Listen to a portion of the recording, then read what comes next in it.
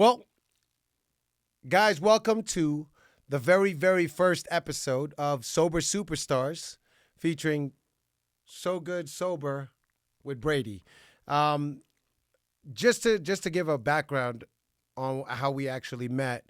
So I was talking about running this podcast with Riley, and literally Riley's first person that he kept bringing up was you. So obviously you've made some sort of an impact because most people don't recognize that somebody's sober or anything like that unless they're really sitting out there with a mission or talking about it or sharing the transition or changes that they've made, right? So you started what? So Good Sober when? We're probably about a year in to the brand, and today's actually my 2-year sobriety date. Today? Today, like right now. Yeah, that's why I picked the time when you said it to me. I was like, we got to do it tomorrow. Yesterday because it was today. So that's so badass. Yeah. That's what's up. Yeah. Okay, so 12/3. Yep, 12/3. Oh, nice. Yep. So I got out of the hospital or the ICU this time, or went in this time 2 years ago, and then I ended up a couple weeks and then going to rehab. But it's for all argument's sake, it's my sober date because I was obviously in the Right, hospital. it was the last day. Yeah, last day. Yeah. Yep. It was like you didn't bring any with you in the hospital, you mean? No, it was it was get sober or die at that point. Oh wow. So you reached that rock bottom point. Yeah, I did. Yeah, I definitely reached a rock bottom point. We can make it quick because everybody's story, everybody's got bad stories, essentially the same. But I went into the hospital with a upper GI bleed, acute liver failure, and the doctors told me I had a better chance of not making it out than I did sitting here with you guys 2 years post. Oh wow. So it was as a wake up call, and it was definitely, rock bottom physically, mentally. I was a broken man. Well, let the listeners know, what was the substance that you were? Mainly alcohol, and then amphetamines, cocaine. So cocaine, alcohol. Oh wow. So you did both uppers and downers. Yeah, it's such a vicious cycle, right? Because I would alcohol is my drug of choice or my DOC. And I would drink, but to drink more, you hit that equalizer, or hit a couple bumps, and then, you're drinking. And it was, about a handle a day, maybe 5 grams a week, something like that is about where I was at when it, all came crashing down. Wow. And how long did you live in this crazy cycle? That crazy of a cycle, that's hard to kind of tell. It was kind of I guess like an exponential curve, right? Or a down curve, whichever way. We all know using doesn't, there's no value, doesn't bring you up. But I was a social drinker from my, late teens at 21 to I'll be 43 in March. So it was probably, 10 years of, hard drinking where it was ruling my life, and it wasn't social anymore, and it wasn't so good. It wasn't fun. And then probably like the last year and a half is when it, before this all happened, when that it was really bad. So what were you doing during that time? Did you have a job? Were you living? What was your living like? Yeah. What was your daily life? Well, everybody says functional alcoholic, right? Or functional user. And I don't care what people say. It's bullshit. You cannot, we can get to it later. It's bullshit. Right. No. You cannot fully function, in that lifestyle. But yeah, so I was working full time. I was actually in the transition of buying the company out that I now own. I lived alone because I just got through a divorce and some stuff. So, from the outside perspective, yeah, I was functioning and living, doing my own laundry, cooking, just like that stuff. But I wasn't living, right? It was just a day-to-day struggle, and so yeah, that's kind of, I guess, in a nutshell. Right. And just to tie that in, like you were saying, there's no such thing as a functional addict. I guess maybe if you're basing it on different standards, because, functioning in what sense, right? Yeah. Society sense or whatever it is. So you're doing your job and everything like that. But there's no possible way that you could live your optimal life if you're still trapped in an addiction that's you're cycling in. Yeah, right? yeah, 100%. 100%. We can get to it or how deep we want to get into it, but like in my opinion now and seeing it from this side, I'll just take me for example, like the alcohol and the drug use, it added no value to my life. Zero value. I wasn't functioning, Zero, not even fun, not No, because that's the whole thing. Like once you get like past it and you get the clarity and you see it, I have more fun than in the sober life than I did doing it back then. Hell Now, yeah, that's what I'm talking. yeah, I totally know yeah. what you So mean. So I'll tell you a story. I don't know if y'all think it's funny or not, but the first sober concert I went to, it was Blink 182 Ball Arena, and I was sitting there just kind of looking at things, seeing how things were, and the guys in front of me, they probably like dapped each other like 900 times. Oh, this is the best concert ever, best concert ever. Now, if I ever get to that level and tell my buddy 50 times it's the best concert ever, no. But I remember the entire concert. I can sit here and talk to you guys about it. It's totally different, and I think it's more fun. Life is more fulfilling. It's more the human existence to be on this side. right, because you're actually fully present, or you can be, right? Like Yes. you could be fully present, not jaded, not clouded, not escaping, or not under the influence and just completely lost. So it gives you the capability to really be there. Yes. Oh, yeah. 100%. Yeah. You're there. You can be there. Just the basic stuff of remembering everything and being able to process, like, say it's not the Blink concert or, it's a country concert or whatever, and a song that comes on that's emotional or sad. You're going to feel that, and you're going to feel that correctly. And you're not going to be feeling emotions incorrectly. And it's just like you said, jaded. I love that word. Right. We're not jaded. It's just that clarity and just the beauty of, and like I say, like it's the human existence. It's kind of the freedom, right, to be a human and what we're designed for. And we know that life isn't great and it sucks and it has shitty moments. Like there's no fucking doubt about that. But that's what it is. It's about having all of that together. So and not escaping. Well, yeah, and I mean, even in the name of your company that you're creating right now, So Good Sober, right? Like you just said that life isn't so great, that has all these struggles and challenges. But the truth is, when you get to really experience it, even with its struggles and challenges and all the fucking crazy shit that happens, it actually still is so good. Yeah. Right? The only part that makes it really bad is if we get trapped in these cycles, like addictions, and then start and not even deal with what we're supposed to deal with, and it's really easy, especially with drugs, man. I mean, like, boom, there's a problem, go do drugs, escape from it. That problem compounds, and everything like that. I'm creating a new problem, compounds, and like you said, this has no value, zero value, like literally. It might even devalue the Right. experience. It just creates more problems and adds more drama and adds more pain. There is literally no positive value to escaping and doing this. And so here's the craziest part, right? Even in saying that right now, and I'm 18 years removed, right? But even in saying that right now, the toughest part about it was anybody from the outside trying to tell that to me back then, I blocked. The reason why, because like back then, all the value that this provided was that escape, was that capability to be able to not feel this crushing level of pain that I was not capable of handling at the time. So if I wasn't able to handle it and it was just that much more weight on my shoulders, this was a freedom from this, or so I thought. So it was really hard for me to tell anybody to tell me that this doesn't have value. This was the most fucking valuable thing in my life then. 100%. Right? And it was like, give me freedom. Give me this. I mean, literally, when I was like year 2 of doing meth, I literally thought it was the best thing in the world, and I wanted to tell everyone about it. And I wanted to get people to start doing it. And so I did.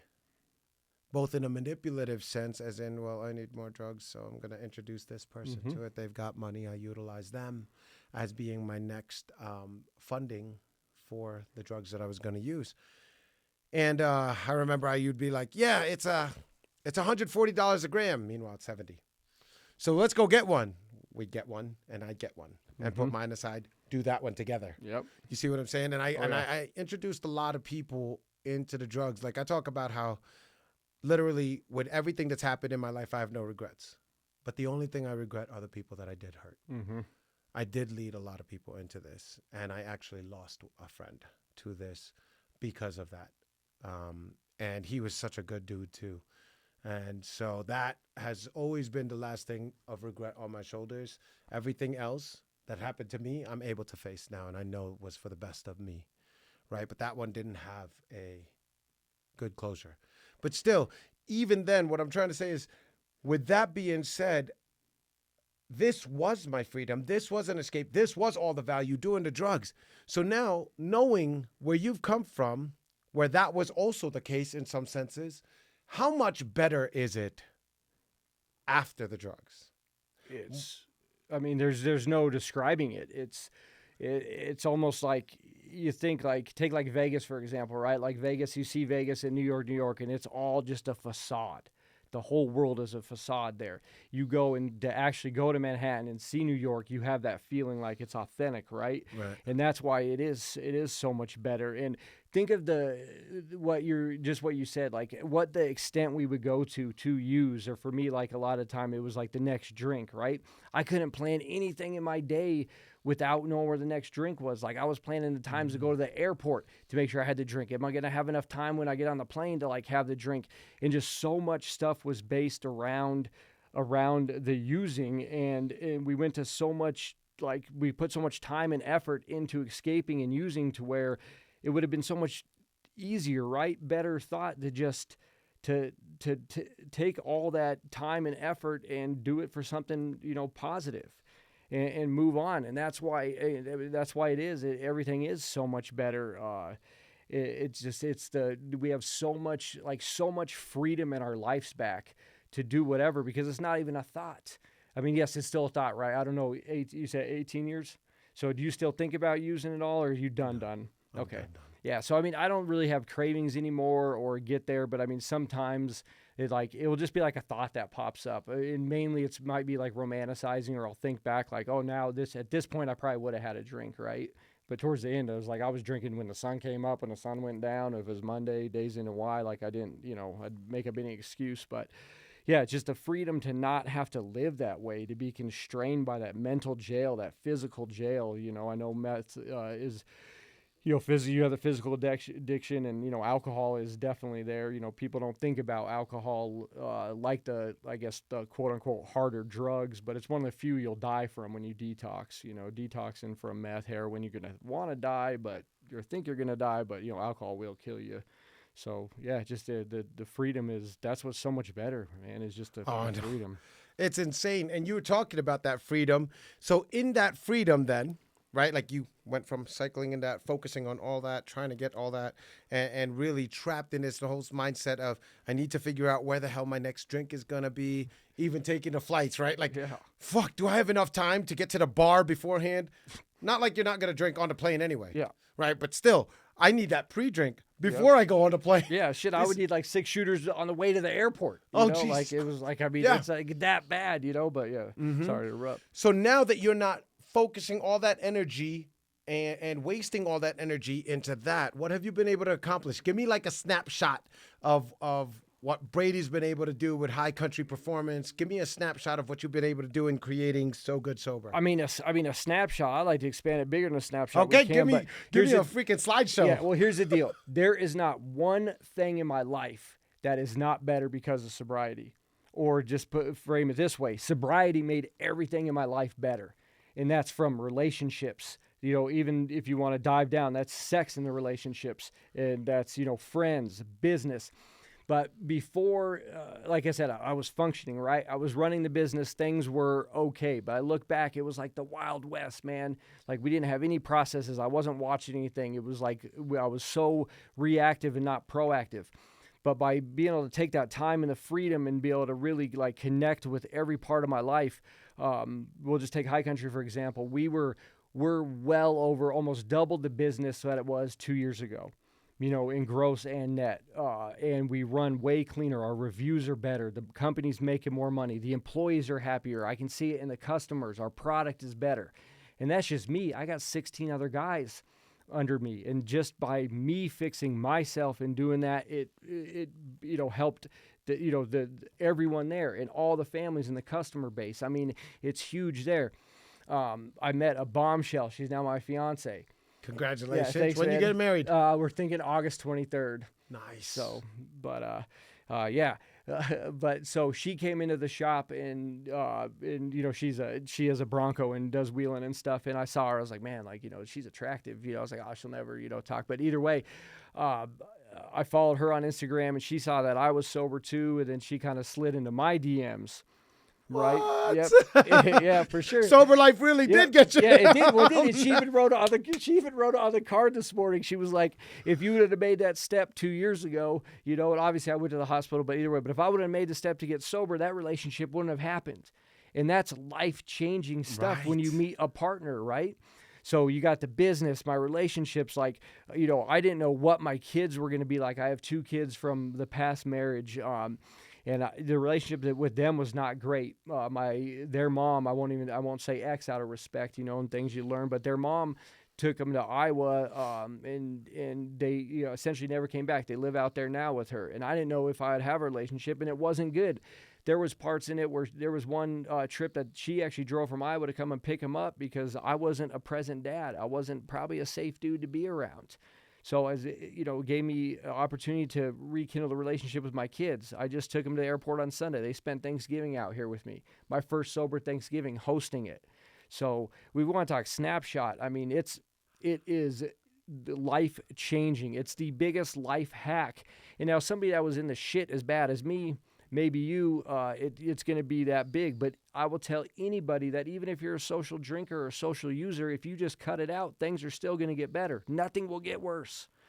So, I mean, that's kind of where I'm at with it, that it's everything. It's the ultimate life hack is sobriety.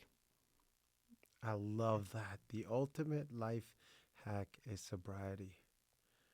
Yeah, because I mean, you're not wasting money. You're physically better. You know, you're mentally better. You can process the emotions. You can be a better human. Like, I am a better person because of this. Not to say I was a bad person before. Some people might argue that. At times, I was not a fucking good person. But Oh gosh, I know. right? Yeah, know. we all know. And it's just with we talk about sobriety, right? Sobriety is the absence of, you know, of, like, for me, the alcohol and the cocaine. But when we talk about sobriety, and it's a lot to do with like the so good and stuff, I see it more like of a lifestyle. And if everybody kind of lived in that lifestyle, the world would be a better place.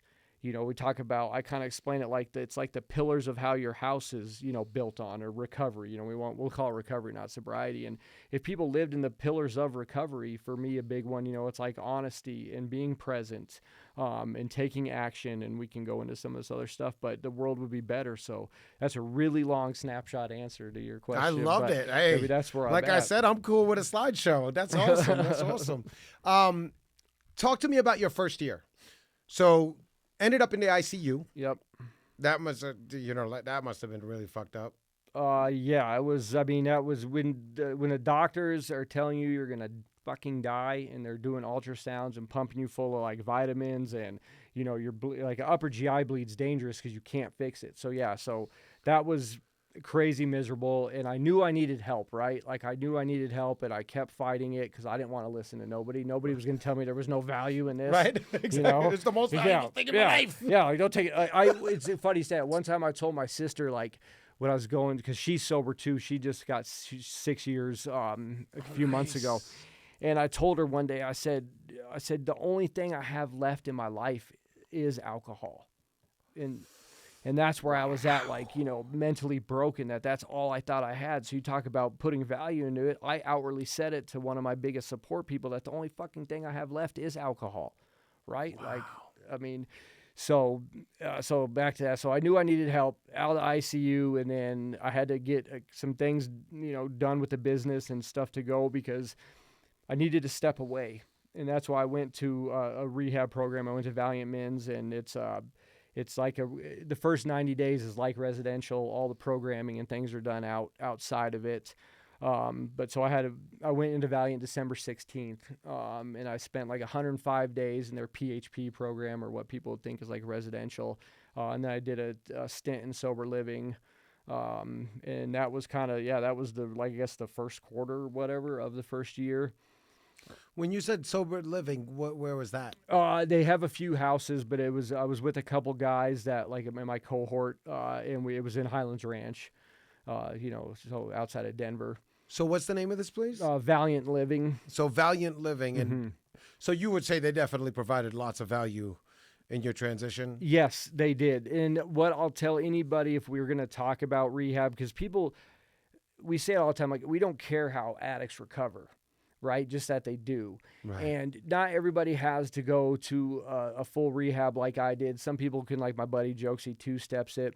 My fiance, she's kicked two addictions, or obviously we work on it every day, but for argument's sake, meth and alcohol.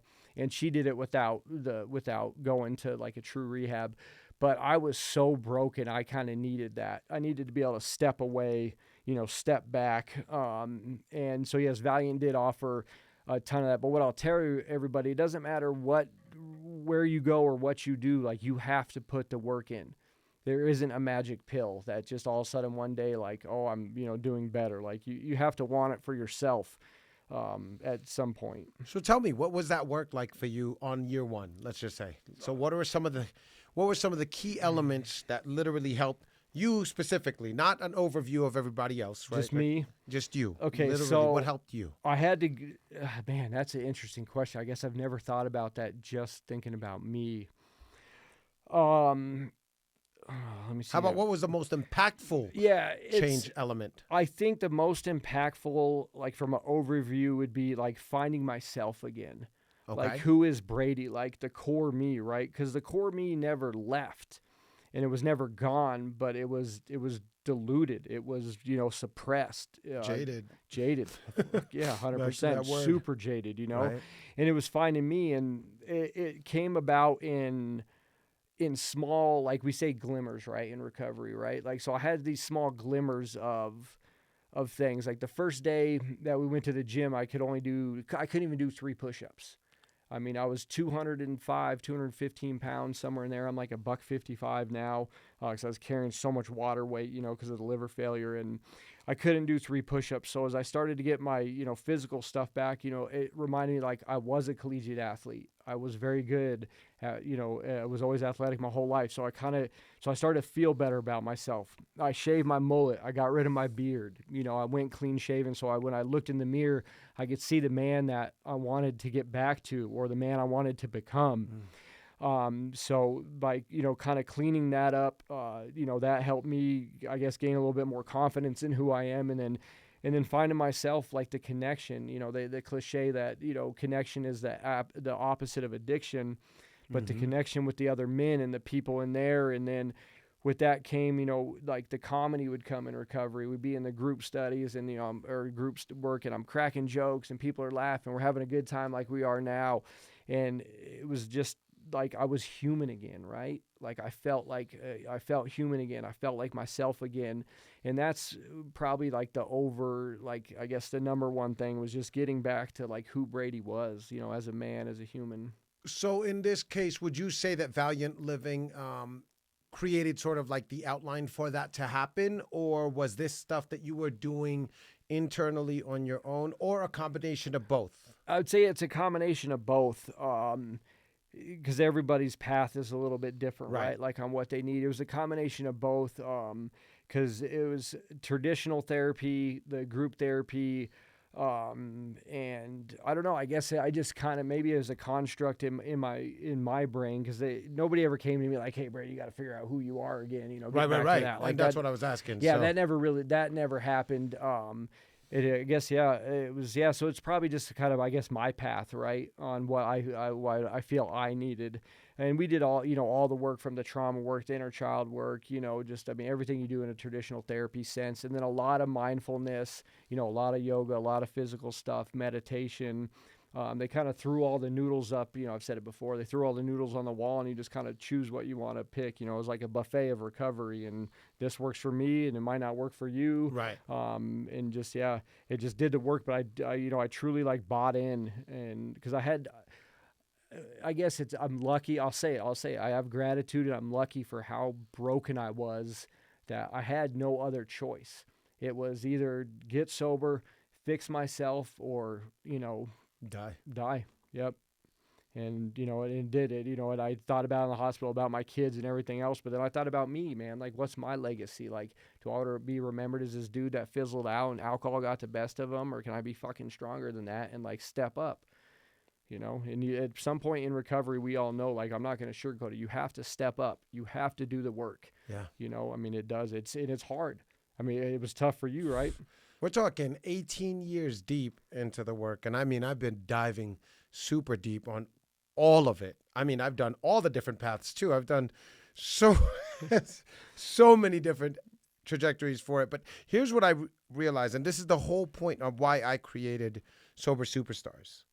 Because I realized that even in all the paths that I've taken, right, it's not for everyone. Mm-hmm. It's not for everybody. So with that being said, I wanted to be able to figure out all the different paths that everybody else took and talk about it here so that we could share keys to freedom. Yep. Like for me specifically, my biggest key to freedom was surrender.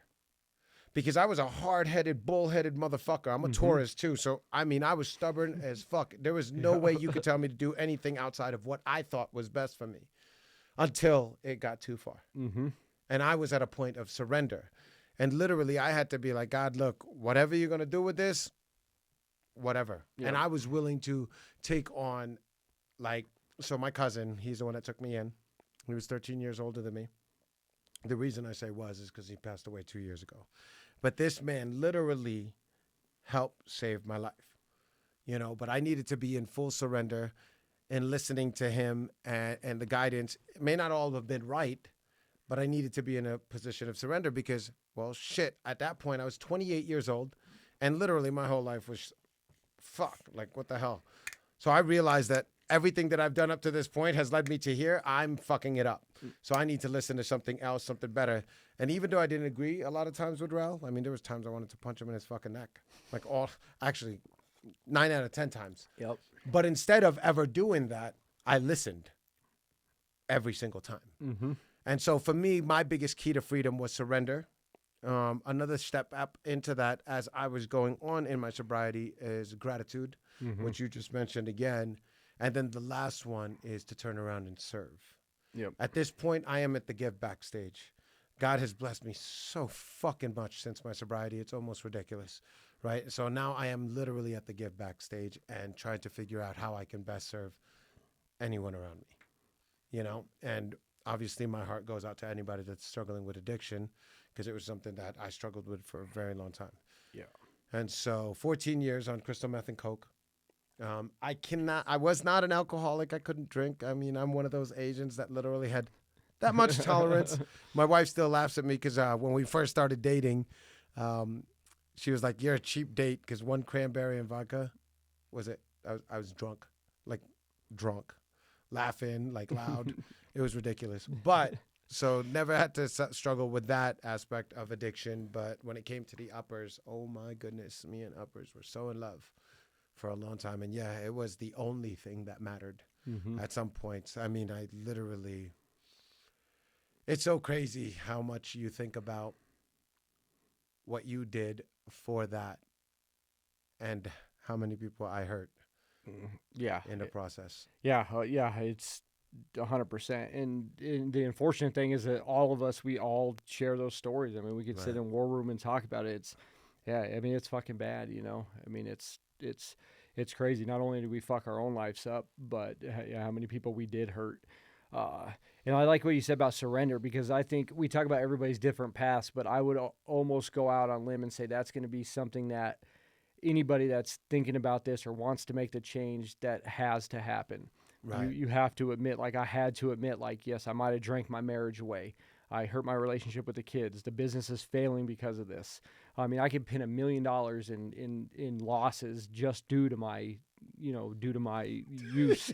Oh shit. So I mean, yeah, it's bad. So yeah, you got to surrender, and that comes in. That could be an admission of that you messed up, or surrendering, like you said, surrendering to God, or surrendering to the addiction. But I think that's a like a must for everybody is the surrender. Right. And what you pointed out right there sounds like a combination of both surrender and ownership, like absolute ownership right there, like realizing, hey, this is what it did. And it even, hey, for everybody listening too, you heard him, right? Like he could account for millions of dollars lost. Don't worry about what you've lost now. There is always another side to this, because now you're crushing it. Absolutely Yeah, crush it. it's okay. Would I take it back if I could rewind the tape, right, and just skip that whole part of everything? Would I do it? Everybody say, yeah, you would do it. The answer is no, I wouldn't. Nope. Because by going through it, by taking the losses, the lumps, admitting, like we said, the fault, also comes with starting the personal forgiveness, Oh, right? But the personal forgiveness and then moving forward, what you and I have gone through makes us stronger than. And please don't go become an addict because I'm going to say this to fix yourself. But what we've gone through makes us stronger than most people on the planet. right. We're not going to go through anything much harder than we have. So it sets us up for this life and everything in the future. Like you probably look back now, the addiction and everything was kind of a blip on your radar, on your, it's one act in this entire movie to Right. where it makes us, for me personally, the way I look at it is by doing that, by surrendering and the self-forgiveness, going through everything and fighting to get to where I'm at, it has made me a better person. And then we get further down the road, like you, and we talk about service and giving back. That's going to make the world better, Right. right? Yeah, and energetically, you could definitely tell it radiates from you, and you could tell that with people now, especially when you're not jaded too, right? Yeah. And when you're actually clear, you could walk into a room and feel who really has that great energy about them, and who's been through shit and has made it out the other side, right? And so, again, for anybody that's listening, guys, really, like he just pointed it out there. If you're going through addiction, you are literally being prepped and strengthened and put through the fucking fire. Like you have more grit than most people you could possibly think of. Because one of the things I used to say is, look, if I was still an addict right now and I were to ask you, what would stop me from going to get meth tonight? What would stop me if I was still an addict? Nothing. Nothing. Nothing. Absolutely Yeah. fucking nothing. You'd walk through 6 feet of snow. Right. You swim across a fucking ocean. Exactly. So could you imagine taking that same grit and putting it into something positive? Yep. Nothing can stop you, guys. Addicts are fucking unstoppable. Yep, 100%. Dana White even just said that, or I saw the clip of it talking about his UFC fighters that are former addicts, and he's like the drive, the determination, the grit, and that's true. 100%, I agree with it. Like I said, we don't want people to go to be addicts to do it. Some people have it, some people whatever. But that's a good fucking point. Yeah, Thanks please, for the caveat. don't do that. But it does it like it's like a driving factor. Now, some of it also, I mean, I'll be the first to admit, some of it also might be a little bit of guilt. That I still carry, that I need to do something because of what I've done, right? But maybe that's not a bad thing, depending on how you look at it and how it sits with you, that we have more to do. And we talk about like loss. So you're saying about talking about loss and stuff, and people like losing things, and it can get worse. And you know what? You might lose everything, right? Like I lost a marriage, I lost that. But what I've gained from going through it is so much more. Like I bought a house in rehab. Oh, wow. So in all the time that I was doing all this, stuff and everything, like I never owned my own house, but it was just like small things like fall into place. So we do talk about like winning and like, killing it and what sobriety's brought, but that's a big step for people. Right. And I don't know. It's just everything is, it is better. And as much as you thought that you've lost or whatever, I mean, it all comes back. You just do the work, and I guarantee life's going to be better. It might not be exactly what you wanted, how you wanted it, or planned it, but it's going to be better. That's what's up. How are we looking? Good. That one is not connected to multi-camera. It's still recording. Okay. So we're all good there. Don't know why that's happened. Just the Wi-Fi. Oh, the Wi-Fi is disconnected on it, but it's still recording? Yeah. Okay. Cool. So we're all good. We'll just have to sync it up and edit it. All right. Hopefully it's will we send it back into there? Yeah, it'll be fine. It'll be fine. Okay. Cool. Perfect. Yeah, actually it took me about 2 years and 3 months before going from being completely in debt to being able to buy my first house. And the transition, guys, is unreal. Like there's so much more to sobriety than just being sober. Right? Like cuz if you were to tell me, hey, let's get sober so that you could just stay sober, and I would actually rather do drugs at that point, right? But there's so much more. Like he's saying, it's so good sober, because there's so much more opportunity. There's so much more greatness that you can achieve and accomplish if you are willing to put into work and stuff like that. So right now, you guys are doing High Country Performance. Tell us a little bit about that. Tell everybody about that one. So, I mean, next year will be our 45th year in business. I started there in 2006 cleaning toilets.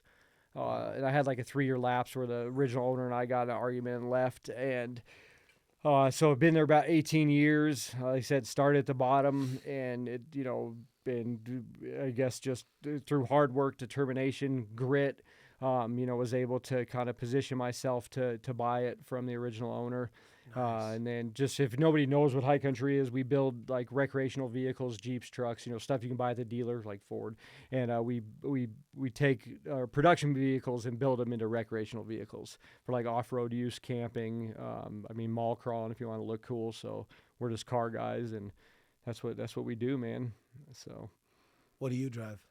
That's a tough one. All right, so What of your many vehicles do you drive most? well, it's a nice day out today. It's about to snow, so I have a 911 Turbo that I drove up here. Nice. I have a 06 LJ. So it's funny. So we talk about sobriety, right? So I'll tie this in. It's a 1947 CJ2A. And I bought it, 20 some odd years ago. Okay. I got more done. By say more done, I finished the project in the first year of sobriety. I got more done in 1 year of sobriety than I did in 19 years of drinking and tinkering on it. Oh, wow. So it's I got a 2A. Let's see what else. The fiance's got a Bronco. I have a Super Duty, a 19 Super Duty. It's like my camping overland. Wait, what year's her Bronco? 22. Who'd you buy it from? I don't know. She bought it. I was gotcha, not involved. Gotcha. I was like, what are you doing? Yeah, I think you she didn't got, call Riley? No, I think she got it from Groove. We won't tell Riley. Yeah, we won't tell Riley that. Don't tell her. But yeah, so that's kind of those cars. But I'm a car guy, It's like Right. a small house, a lot of cars. Small house, lot of Yeah. cars. So, I love it. and a boat. And a boat. Yeah. Nice. So how do you know Riley?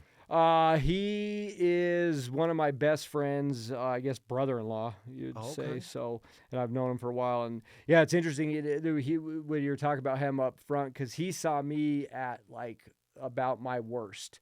Oh. So we did a trip. It's either way, but yeah, he saw me he's seen me at my worst and around and kind of the progression, and now seen me at. I mean, every day I try to be better than the last day, right? But he's seen where I'm at now, and it's got to be a vast change from who I was. Like if you look at license plate on the car out there, it's Brady 2.0. Nice. So I it's love it. it's just just to bring it back. So it's it's pretty. It's wild, man. On this side of it, it is wild, and it's crazy. That's why I want to tell people about it and talk to guys like you, because so early in recovery, I would want to see wins. Right? You go to AA or you go to NA, and you hear the guys, and it's just the same shit over and over again. Mm-hmm. And no, don't get me wrong. AA works for people. It's a great way to recover. That's how my sister did it. I have a lot of friends that have done it. I have no issues with it. It's just not my recovery, right? Right. But I wanted to see wins. I want to see guys like you that have this time behind them, and they are killing it, and life is better. And, I wanted a piece of that, right? And like you said, the service work, like giving back, just trying to show people, because here's the deal. People watching this podcast and are listening to us and talk, they're not going to fucking remember we're talking about a 911 Turbo and that kind of stuff.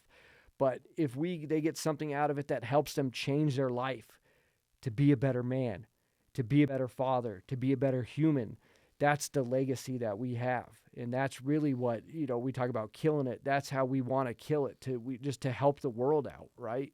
And that's really what it's about, is just showing people that it is better. And, I mean, the world would be better. I'll say it straight up here. It'll piss some people off. The world would be better with more people like you and me in it.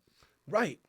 Right. And that's why we're doing this, so that there are more people that get inspired to do exactly what we're doing. Right. But here's the thing, too. And I know it is also about things like the 911 Turbo. Right? That might not be what they want. Yeah. But they want to achieve something. And what we need to let them know is that it's possible. If you actually fight for your sobriety, and fight to discover who you are again, you can absolutely achieve the 911. You could absolutely achieve the big house or a small house with 18 cars if you want. It's up to you. You could absolutely afford the dream, achieve the dreams that you're going after. But if you are trying to be a functioning addict in it, or somebody that's just really cycling, and you know what I mean, it's not going to happen, guys. It just isn't. No, it's not. Everybody, we joke around all the time. We all used to sit around the table or the bar stools and bullshit drinking about what we wanted to do. And we have all these dreams and aspirations, you know. And my ex told me this, or my kid's mom, she told me this before I left. She said, you're full of dreams and aspirations, but you never follow through with shit. And that hurt. That stung deep, right? I bet. So I'm not sitting around anymore on the bar stool and having these dreams and these aspirations, not following through with it. Sobriety is that vessel that allows me to follow through with it. So 100%. And it's the thing. I mean, this will also probably make some people mad. I will, maybe not in public, but I'll say it on this podcast.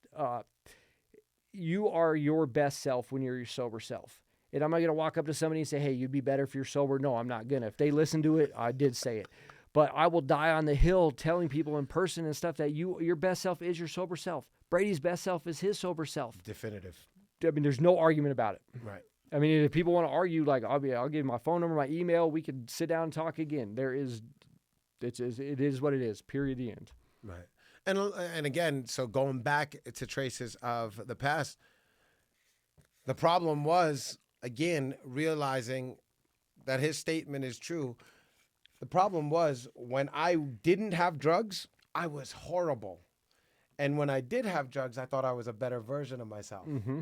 So it's really backwards, right? Like if you're still trapped in the addiction, then no, having the drugs feels a little bit better and you think you're in your better self.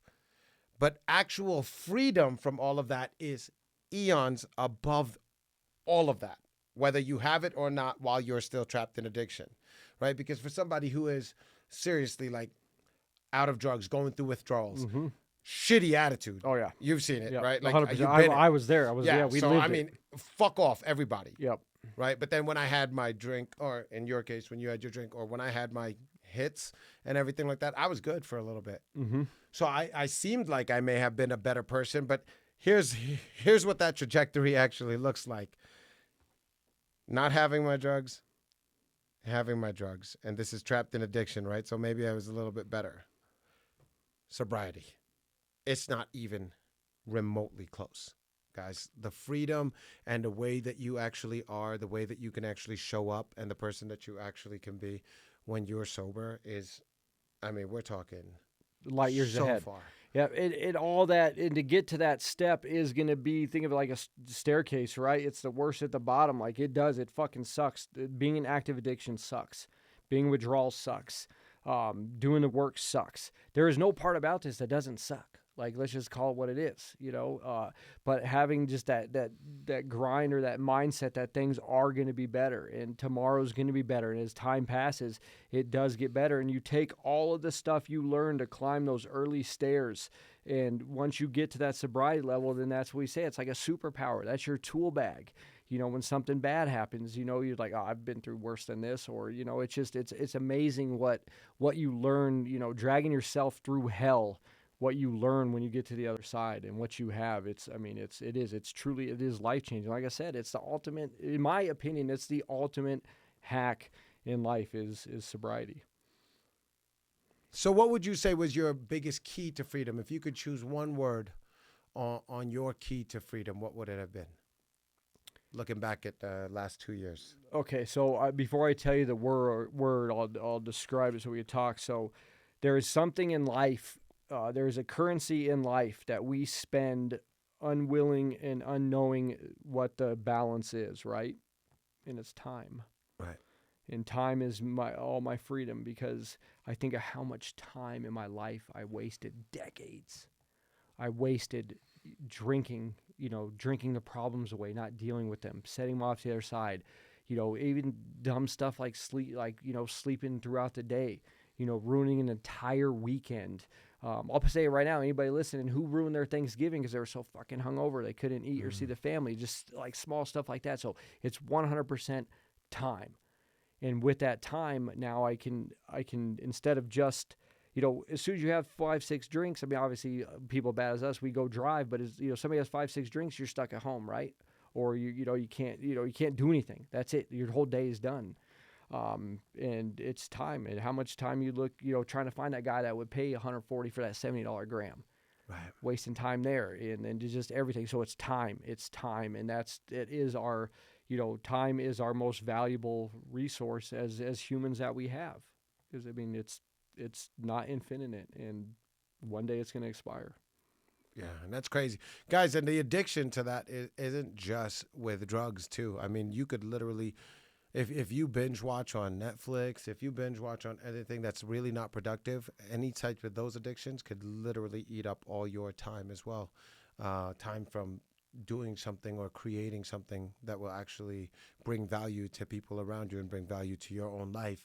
So no, that's a perfect one. How can we follow you? Where can we find you? So it's on Instagram. It's Brady.hcp 4x4 at So Good Sober. I think it's So Good Sober. It's on Instagram. I'll put it. I'll put it on up there.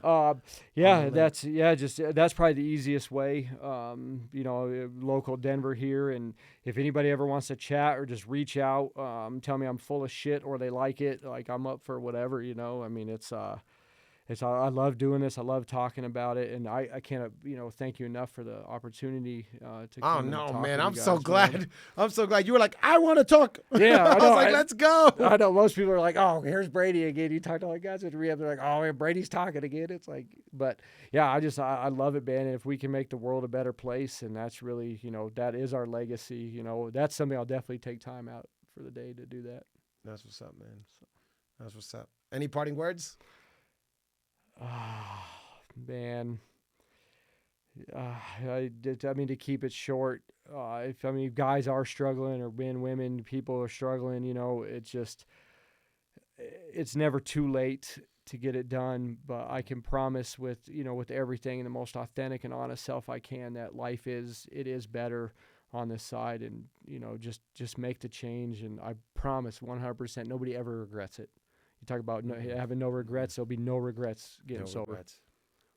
So, guys, for everybody watching or listening, do me a favor. If you know anybody that's struggling with addiction and you feel that this thing could provide value into their lives, share this with them. Tag them. Connect them to this podcast. Connect them to people like Brady. And really just give them your love. Share your love. Subscribe.